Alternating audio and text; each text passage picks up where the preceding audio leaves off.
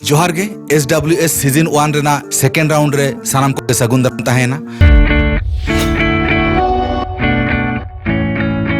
और तेहेñ नोआ एपिसोड रे सगुन दाराम तहेना एवेन मुर्मू बयहा हो जहां सेकेंड राउंड रे सेटर कान ताबोना जोहार गे तो अड़ी अड़ी सरहाव आम सेकेंड राउंड रे सेटर खातिर जागे आदो सेरेñ माहा बोन सेरेñ गया ओना मांग रे नासे आमा नोआ सेरेñ रे सफर से बंखान आपे फैमिली बैकग्राउंड इदी काते हुडिñ माछाते लई ताबोन में जे ओड़ा रे कोय को मेना कोआ चेत कोम चिकई गया ओना को कटिज बड़ा चबोन में नित तो ओड़ा रे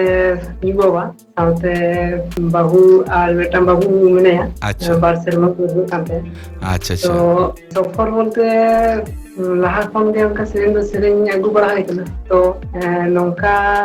ना माने प्लेटफॉर्म से ये बांग नाम खातिर माने लाहा से बांग चलाव कना और निगे अभी तो तना ये मेना आरकी फुल को मेना दुनी को मेना ओना खातिर होयतो अनका टीचिंग को बांग नाम कना आदो चेत कोम चिकई गया नोआ साव माने साव सावते उनका स्कूल खान ओड़ा रे चासबास सावते टोटो को लगाई गया अच्छा अच्छा तो ओड़ा संसार जते चला माना को उनके चिंताते असि जहाना तो बेटा करा हियो माने नितो तो फैमिली रेना माने इनकम सोर्स दो आमगे कान तापिया आडी नापाय निजे छन गे असि पूरे संसार रेना भार मेना अच्छा अच्छा बेस बेस कथा कान गया नते पुइलु मा अबो संसार ना चाप पारम काते तारपरे निजरा इच्छा कुकमु शौक पूरा हुआ सेरेñ दो खान मेना जे सेरेñ होयो माने सेरेñ लेखान माने चिकले सेरेñ छाना ना थाय बांगनो जहां करे के माटा जहां करे के चला हियो चास कमी से ये कम ओना करे के सेरेñ की लगाव को हियो अच्छा ताले मिटंग इंटरेस्टिंग खबर बड़ा से नहीं केना टोटो रे साउंड सिस्टम लगाव का से बांगा तो है टोटो रे साउंड सिस्टम मेना वाह वाह ताले होड़ को सेरेñ आño चेक हो गया तो हां तो हियो अडी बेस मा खुशी बुझे सरी सरी गे अडी अब दो नोय तेहेñ आंजम काते अडी हाहाड़ाñ बुझेया नोय आम सेरेñ चितान रे उना दया दुलर माने मामा मेना तो एनखान तेहेñ संसार रेना कारण ते से बांखान ओड़ा रेना चाप ते ओना को बांग सक्सेसक कना ओना अडी चिकम ता दुख रेना कथा कना होय आदो नोय तेहेñ नोआ अब नोआ SWS तालाते हो दिसम होड़ ठेन खबर पासना कना से को नेलेआ आर मिटन कथा होइना नोय जे नोआ तेहेñ नोआ प्लेटफॉर्म नाम कना तिना समय नामोआ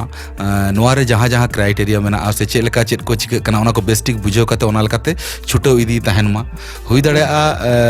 सिलेक्ट बांग सिलेक्ट ओना अलग बेपार कना मेखान नोआ तलाते अडी गान जिनिस नामो कना साउते पब्लिक तला रे होड़ तला रे मिटन उपरुम बेना कना और ओना को जाते तायम दाराम ठीक ठाक सही व्यवहार लेखान गे मोटा मोटी सेरेñ तलाते हो नोआ तलाते हो मिटन उपरुम दिसम होड़ तला रे बेना गना अडी सरहाव तो ओंका के कुरुमुटु रे तहन ताबन में नितो दो सेरेñ लांग एहोबा आदो तेहेñ दो ओका नाम सेरेñ ताबो लगिन तेहेñ ना इया ऑल सेरेñ गे मोने बगान रे आम दो अच्छा मोने बागान रे आम दो देलांग ताले एतहब लेम मोने बागान रे गे आम दो हृदय ताला रे गे आम दो चिकन हिड़िñ के मगाते आम रे गे जीवितिñ दो मोने बागान रे गे आम दो अंतर को चा कोड़े रे आम दो उकुतायन में हृदय को चा कोड़े रे आम दो बसातायन में अंतर को चा कोड़े रे आम दो उकुतायन में हृदय को चा कोड़े रे हम दो बसातायन में हम दो बसातायन में मोने बागान रे गे आम दो सारा घड़ी सारा नींद आमन कथा गिñuйहरा आम बांगते नोआ मोने जीवी खाली खाली गिñ बुझा सारा घड़ी सारा नींद आमन कथा गिñuйहरा आम बांगते नोआ मोने जीवी खाली खाली गिñ बुझा खाली खाली गिन बुझवा मोने बागान रे गे आम दो हृदय ताला रे गे आम दो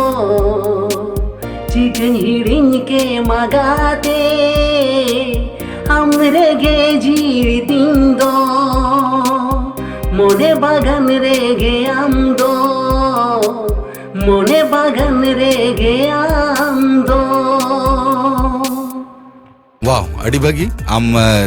ताल को अड़ी भागी मेंटेन का और सेरेंज मा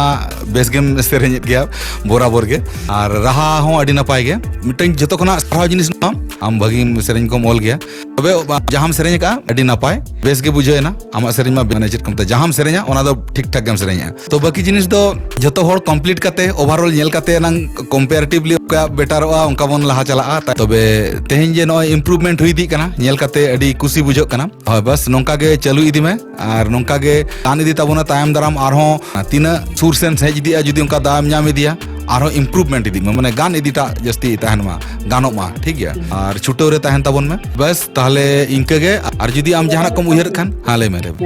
नोंका तो ना खान बड़ाई को बांग थाई का जी मेट्रोनोम तलाते नोंका सेरे हियोआ ते नोंका बीट को आरकी ओना को बड़ाई बांग थाई कना नोआ आमा नोआ चिली एसडब्ल्यूएस नोआ तो एतो हो कांत नोआ को कति बड़ाई ᱧᱟᱢᱚᱜ ᱠᱟᱱᱟ नोआ खातिर अडी रस्के ᱧᱟᱢᱚᱜ ᱠᱟᱱᱟ बेस बेस छड़ा ना मतलब कना आरकी जिनिस को हाँ सेना मिट्टन जगह तैयार करना ओना जिनिस गे नॉय जे तेज आपे जहाँ सेरेंज माने दुलड़िए से जहाँ सेरेंज बन कुसिया उनको को तेज नॉय डायरेक्ट अब बन नापाम दाड़ा कना और जहाँ टेक्निकल व्यापार को मेना इया ओना गे उइहर हो कना जहाँ टेक्निकल व्यापार को मेना बाको बाडाय जों कना तो ओना को लई लेखान कम से कम कॉम्पिटिशन रे जायगा चला बाय चला तायम ते रहो आज आजते इम्प्रूव काते ओना को जायगा भागी डेवलप दाड़ा से बंखान निजे ओना बुझेव लेखाने आज आजते ओना को साब दोहो दाड़ा और सेरेंज रे भागी पोजीशन बना आशा तहन कना जाते नोंका के बेस परफॉर्म इदी ताबोन पे जतो हड़ गे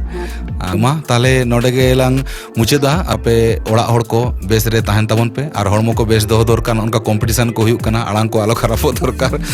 चास खटाव हाँ कमी मा हुयुक गया कमी मा दा दिन कना दा रे मा चलाव हुयुक गया बस बांगा सरी कथा आमा लाइफ रे जहां नोय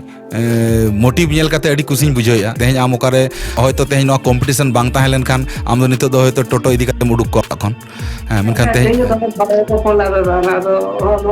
खातिर ते कैंसिल हुई कना